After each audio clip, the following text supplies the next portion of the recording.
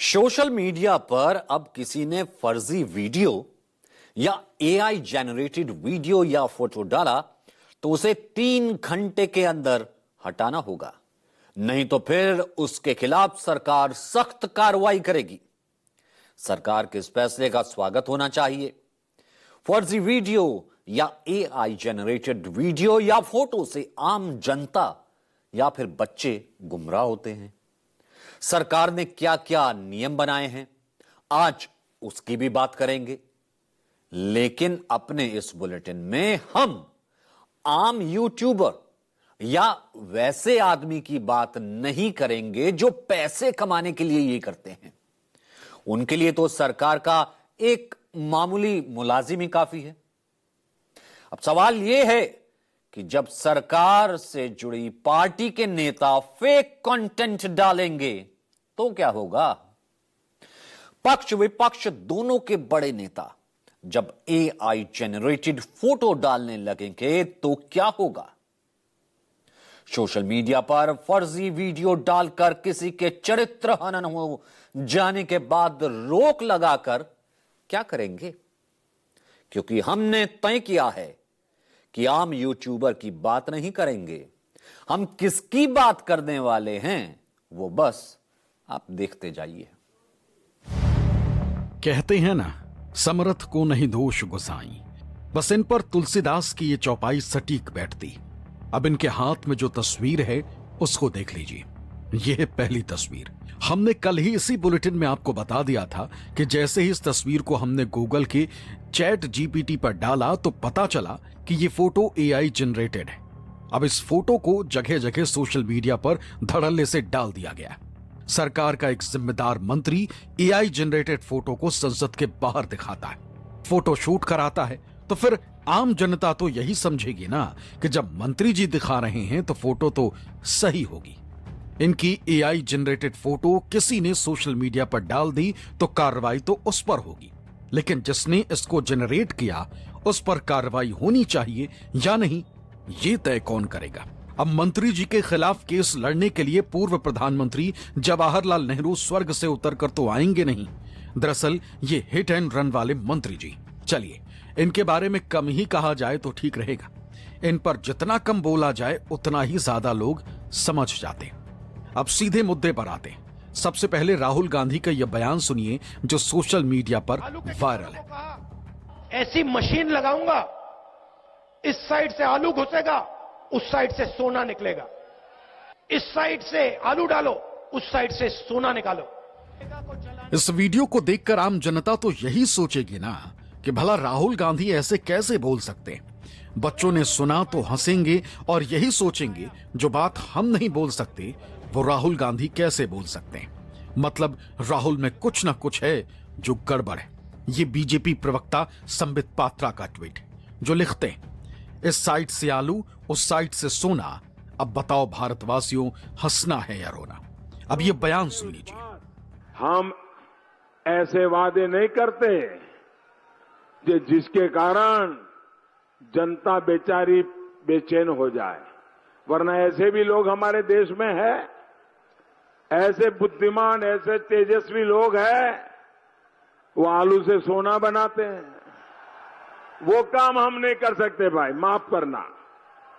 मैं आलू से सोना नहीं बना सकता, न मेरी पार्टी बना सकती है। और इसलिए जिसका मन करता है आलू से सोना बनाना, वो जरूर उनके पास चले जाए। हम आपको ये वादा नहीं दे सकते और न ही हम ये वादा निभा सकते हैं। हम झूठ नहीं बोल सकते जी। अब जब प्रधानमंत्री ही राहुल के इस वीडियो पर बोल दें तो फिर तो मोहर ही लग गई ना। लेकिन हकीकत क्या है? मोदी ने यह बयान 2019 में लोकसभा चुनाव के दौरान यूपी के कन्नौज में एक जनसभा में दिया था। चुनाव था, राहुल को बच्चा साबित करना था, सो कर दिया। अब राहुल का वो ओरिजिनल बयान सुनाते। पहले जो वायरल हुआ वो सुनिए और उसके ठीक बाद जो ओरिजिनल बयान है वो गौर से सुनिए। ऐसी मशीन लगाऊंगा, इस साइड से आलू घुसेगा, उस साइड से सोना निकलेगा। इस साइड से आलू डालो, उस साइड से सोना निकालो। आलू के किसानों को कहा, ऐसी मशीन लगाऊंगा, इस साइड से आलू घुसेगा, उस साइड से सोना निकलेगा।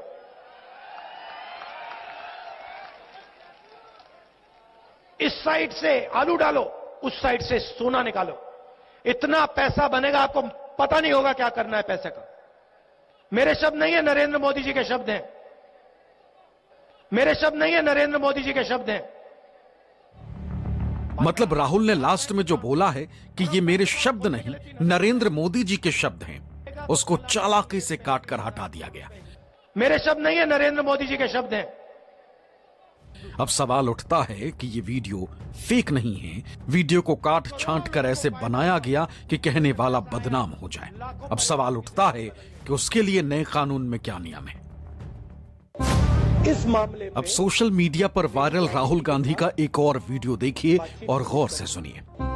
इस मामले पे मेरी गांधी जी के साथ बातचीत हुई, डिस्कशन हुई, और मेरा पूरा मन, मेरी पूरी लॉजिक कह रही है कि इस मामले में गांधी जी गलत बोल रहे हैं और मैं सही बोल रहा हूं। मगर मैं जानता हूं, अंदर से मैं जानता हूं कि मेरा दिमाग कह रहा है कि वो गलत है और मैं सही हूं। मगर मैं जानता हूं कि वो सही है और मैं गलत हूं। 36 सेकंड के इस वीडियो को अरुण भटनागर ने बीजेपी के ट्विटर हैंडल से शेयर किया था। इसके अलावा और न जाने कितने हैंडल से यह वीडियो शेयर किया गया था। इस पर यूजर्स ने लिखा था कि इस व्यक्ति ने गांधी जी से डायरेक्ट बात की और ये कांग्रेसी इसे प्रधानमंत्री के रूप में देखना चाहते हैं। लेकिन राहुल गांधी के इस बयान की भी सच्चाई कुछ और है। हकीकत में राहुल गांधी का यह वीडियो 26 फरवरी 2022 का है, जो गुजरात के द्वारका में आयोजित कांग्रेस के चिंतन शिविर का है, जिसे राहुल गांधी ने संबोधित किया था। इस दौरान राहुल ने जो कहा था और जो वीडियो वायरल किया गया था, उसमें जमीन और आसमान का अंतर है।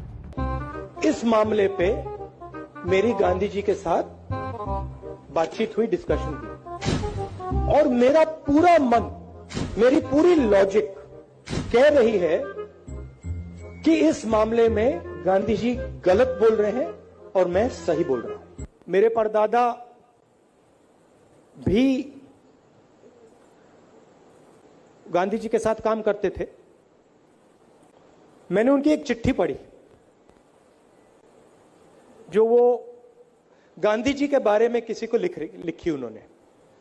मैं आपको बात समझ आ जाएगी। चिट्ठी में नेहरू जी लिखते हैं कि मैं इस मामले पे मेरी गांधी जी के साथ बातचीत हुई, डिस्कशन हुई, और मेरा पूरा मन, मेरी पूरी लॉजिक कह रही है कि इस मामले में गांधी जी गलत बोल रहे हैं और मैं सही बोल रहा हूं। मगर मैं जानता हूं, अंदर से मैं जानता हूं कि मेरा दिमाग कह रहा है कि वो गलत है और मैं सही हूं। मगर मैं जानता हूं कि वो सही है और मैं गलत हूं। मेरे परदादा। ठीक से समझिए, राहुल गांधी जो बात जवाहरलाल नेहरू की एक चिट्ठी के हवाले से कह रहे हैं, उसे बीजेपी समर्थित एक यूजर ने राहुल से जोड़ दिया। अब यहां भी देखिए, राहुल का ये वीडियो फर्जी नहीं है, बस काट छांट दिया गया। अब सवाल वही है कि नए कानून में इसको रोकने के लिए क्या है। पूरी लॉजिक कह रही है कि इस मामले में गांधी जी गलत बोल रहे हैं और मैं सही बोल रहा हूं। तो अब गिरिराज सिंह जैसे ताकतवर मंत्री के खिलाफ कौन कार्रवाई करेगा, जो एआई जनरेटेड फोटो लेकर नेहरू को बदनाम करने की सुपारी लिए हुए हैं। खैर छोड़िए, सीधे मुद्दे पर आते हैं। बीते लोकसभा चुनाव के दौरान भी राहुल गांधी के एक बयान को ऐसे ही काट छांट कर, तोड़ मरोड़ कर पेश किया गया कि अर्थ का अनर्थ हो गया। राहुल गांधी को संविधान के खिलाफ तब बता दिया गया था। पहले तो राहुल गांधी का वो वायरल बयान सुनिए। नमस्कार, मैं राहुल गांधी। ये चुनाव लोकतंत्र को और संविधान को बचाने का चुनाव है। एक तरफ कांग्रेस पार्टी और इंडिया अलायंस जो लोकतंत्र को खत्म करने की कोशिश कर रही है और संविधान को नष्ट कर रही है, और दूसरी तरफ बीजेपी और आरएसएस जो संविधान को और लोकतंत्र को बचा रही है। कांग्रेस पार्टी ने 22-25 लोगों को अरबपति बनाया। नरेंद्र मोदी जी करोड़ों महिलाओं और युवाओं को लाखपति बनाने जा रहे हैं। बीजेपी और आरएसएस का समर्थन कीजिए, संविधान को बचाइए। सुना आपने, लेकिन सच क्या है वो सुनिए। नमस्कार, मैं राहुल गांधी। ये चुनाव लोकतंत्र को और संविधान को बचाने का चुनाव है। एक तरफ बीजेपी और आरएसएस जो लोकतंत्र को खत्म करने की कोशिश कर रही है और संविधान को नष्ट कर रही है, और दूसरी तरफ कांग्रेस पार्टी और इंडिया अलायंस जो संविधान को और लोकतंत्र को बचा रही है। नरेंद्र मोदी जी ने 22-25 लोगों को अरबपति बनाया। हम करोड़ों महिलाओं और युवाओं को लाखपति बनाने जा रहे हैं। तो ये देश को बदलने का मैनिफेस्टो है, क्रांतिकारी मैनिफेस्टो है। कांग्रेस पार्टी का समर्थन कीजिए, संविधान को बचाइए, हाथ के बटन को दबाइए। ये वीडियो असली है, लेकिन ऑडियो में काट छांट हुई। अब सवाल उठता है कि ऐसे कंटेंट डालने वालों के खिलाफ नए कानून में क्या नियम है। और संविधान को नष्ट। तो जो बीजेपी के समर्थक हैं उनको तो अब तक हमने जो कुछ दिखाया वो शायद अच्छा ना लगा हो। घबराइए नहीं, आपके पक्ष का भी कुछ लेकर हम आने वाले हैं। फिलहाल राहुल का एक और वीडियो है, ये देखिए। सबसे पहले इस ट्वीट को देखिए। ट्वीट करने वाले का नाम है कपिल मिश्रा। इन दिनों दिल्ली सरकार में मंत्री, पहले आम आदमी पार्टी में हुआ करते थे। पानी पी पी कर मोदी को गाली देते थे। अब आजकल राहुल और केजरीवाल के खिलाफ कोई मौका नहीं चूकते। इन्होंने राहुल के एक वीडियो का स्क्रीनशॉट लेकर ऊपर लिखा है, ये देखिए यहां, पहचान कौन। चलिए अब आपको पूरा वीडियो दिखा देते हैं। ये देखिए शराब की बोतलें और राहुल के बगल में खड़ी एक महिला। अब राहुल को कैसे बदनाम किया गया वो समझिए। जब हमने कई सोशल मीडिया हैंडल खंगाले तो पता चला कि राहुल के साथ दिख रही महिला नेपाल में मौजूद चीन के राजदूत हाओ यांग की। मतलब राहुल नेपाल गए थे और चुपके चुपके चीन के राजदूत से मिल रहे हैं। देश का सीक्रेट चुपके चुपके चीन को बता रहे हैं। लेकिन जब हमने इस वीडियो की तहकीकात की तो पता चला कि ये वीडियो नेपाल के एक पब की। राहुल गांधी अपनी दोस्त सुमनिया उदास की शादी में शिरकत करने नेपाल गए थे। राहुल के बगल में खड़ी जिस महिला को चीनी राजदूत बताया गया, दरअसल राहुल गांधी अपनी जिस दोस्त सुमनिया उदास की शादी में शिरकत करने नेपाल पहुंचे थे, उस दोस्त की एक दोस्त। लेकिन कपिल मिश्रा जैसे लोगों का काम हो गया। अब सवाल उठता है कि नए कानून में क्या ऐसे करने वालों के खिलाफ नया क्या है। तो अब तक आपने राहुल का यह वीडियो देखा। नॉर्मल वीडियो को एडिट करके उसे सोशल मीडिया पर डालते हैं तो उसके खिलाफ नया गाइडलाइन बिल्कुल चुप है। हां, जिसको बदनाम किया गया है वो अगर मानहानि का मुकदमा कर दे, डेफेमेशन, तो उसके लिए अलग कानून है। अब जैसा कि गृहमंत्री अमित शाह के केस में हुआ, किसी को बदनाम करने का ठेका सिर्फ बीजेपी वालों ने नहीं ले रखा, कांग्रेस भी इससे कम नहीं है। ऐसा ही एक वीडियो गृहमंत्री अमित शाह का है। पहले अमित शाह का वो वायरल वीडियो सुनिए। भारतीय जनता पार्टी की सरकार बनेगी तो एक गैर संवैधानिक एसपी और ओबीसी का है वो रिजर्वेशन को हम समाप्त कर देंगे। रिजर्वेशन को हम समाप्त कर देंगे। ये बात साल 2023 की है। इसी साल नवंबर में तेलंगाना के विधानसभा चुनाव होने थे। उसकी तैयारी में बीजेपी जुटी थी। केंद्रीय गृह मंत्री अमित शाह भी तेलंगाना के अलग अलग इलाकों में अपनी पार्टी के कैंपेन को धार दे रहे थे। इसी दौरान उन्होंने चेवल्ला के केवीआर ग्राउंड में एक जनसभा को संबोधित किया, जिसमें उन्होंने लंबी स्पीच दी थी। अमित शाह के उसी स्पीच के एक हिस्से को काटकर कांग्रेस की ओर से सोशल मीडिया पर खूब फैलाया गया। चुनावी मौसम में पार्टी की छवि को खराब होता देख बीजेपी भी एक्शन में आ गई। खुद अमित शाह ने अपने ट्विटर हैंडल पर इसका असल वीडियो शेयर किया। भारतीय जनता पार्टी की सरकार बनेगी तो एक गैर संवैधानिक एसपी और ओबीसी का है वो रिजर्वेशन को हम समाप्त कर देंगे। रिजर्वेशन को हम समाप्त कर देंगे। मैं यहां कहकर जाता हूं, भारतीय जनता पार्टी की सरकार बनेगी तो एक गैर संवैधानिक मुस्लिम रिजर्वेशन को हम समाप्त कर देंगे। ये अधिकार तेलंगाना के एससी, एसटी और ओबीसी का है, वो अधिकार उनको मिलेगा और मुस्लिम रिजर्वेशन को हम समाप्त कर देंगे। यानी अमित शाह कह रहे हैं कि मुस्लिम रिजर्वेशन खत्म कर देंगे। अमित शाह बिल्कुल संविधान के मुताबिक बोल रहे हैं, लेकिन मुस्लिम रिजर्वेशन को हम समाप्त कर देंगे वाली लाइन को ओरिजिनल वीडियो से गायब कर दिया गया। चूंकि सीधे सत्ता को चुनौती दी गई थी तो कार्रवाई भी होनी थी। 7 दिन के भीतर ही गुजरात के अहमदाबाद से 2 लोगों को गिरफ्तार किया गया।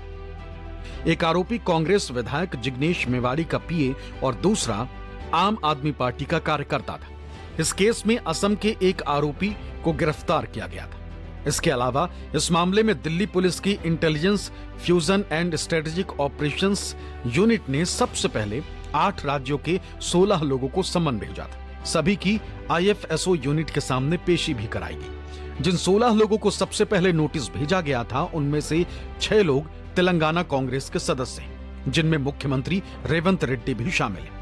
यहां तक कि झारखंड कांग्रेस का आधिकारिक एक्स अकाउंट को भी उस दौरान बंद कर दिया गया था, क्योंकि इस अकाउंट से भी अमित शाह का फेक वीडियो शेयर किया गया था। इससे पहले दिल्ली पुलिस ने झारखंड कांग्रेस के तत्कालीन प्रेसिडेंट राजेश ठाकुर को समन भेजकर उन्हें भी पेश होने को कहा था। पुलिस ने सभी को संबंधित दस्तावेज और सबूत के तौर पर इलेक्ट्रॉनिक डिवाइस, मोबाइल, लैपटॉप लाने को कहा था।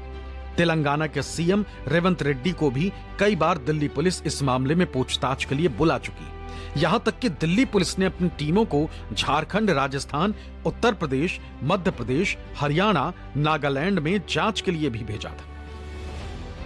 हालांकि एक तरफ कांग्रेस के नेताओं और उनके सोशल मीडिया प्लेटफॉर्म के खिलाफ केंद्र सरकार की ओर से कार्रवाई होती रही, वहीं बीजेपी की ओर से इसे भुनाने की भी कोशिश जारी रही। तेलंगाना चुनाव के बाद भी इस मुद्दे को बीजेपी पकड़े रही और इस बहाने कांग्रेस सरकार पर हमलावर रही।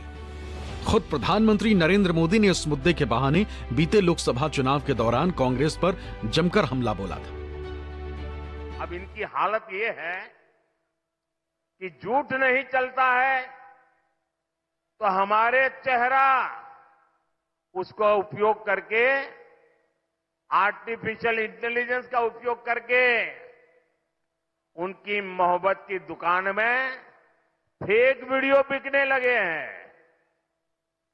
ये फेक वीडियो बना रहे हैं।